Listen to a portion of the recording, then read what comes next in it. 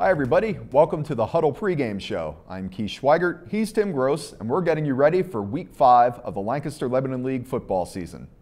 We've arrived at the season's halfway point and there are some big games coming up, none bigger than the LNP Game of the Week, Cocalico at Manheim Central. The Eagles evened the record at 2-2 and opened up section play with a victory over Elizabethtown last week, while the Barons are 4-0 overall and 1-0 in section play after hammering Lampeter Strasburg 69-14. Tim, this has arguably been the biggest rivalry game in Section 2 over the last decade or so. What can you tell us about how this year's teams match up? Well, Manheim Central right now is just in full juggernaut mode. I think they made a huge statement last week and going against Lampeter Strasburg and just, going for 500 yards and, 69-14 win.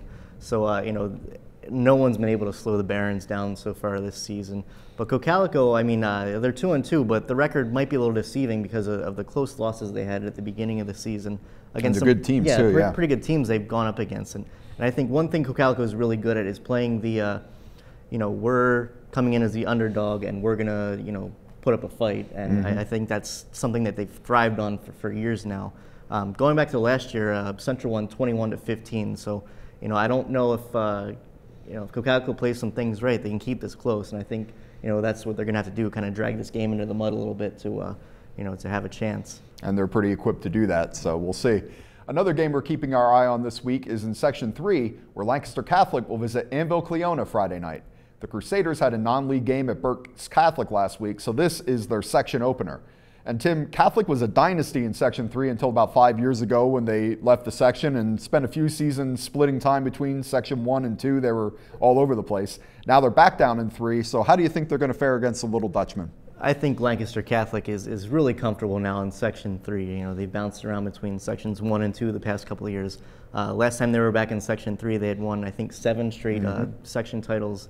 They've only lost, I think, 1 league game during that span.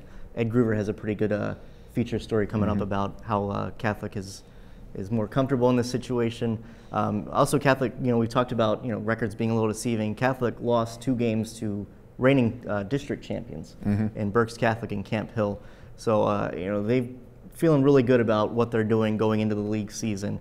Anvil-Cleona coming off a pretty emotional win over Elko. They had a lead going, and Elko really pushed them toward the final whistle. So we'll see how Anvil responds to that. And, like I said, Catholic a lot more comfortable now in Section 3. So we'll see how the Crusaders can take that and kind of run with it. Okay, well, thank you, Tim, and thank you for watching. Remember to visit Lancaster Online for news on all of this week's games and join us Friday night for live coverage of Week 5. And, of course, follow us on social media. For Tim Gross, I'm Keith Schweigert. We'll see you next time.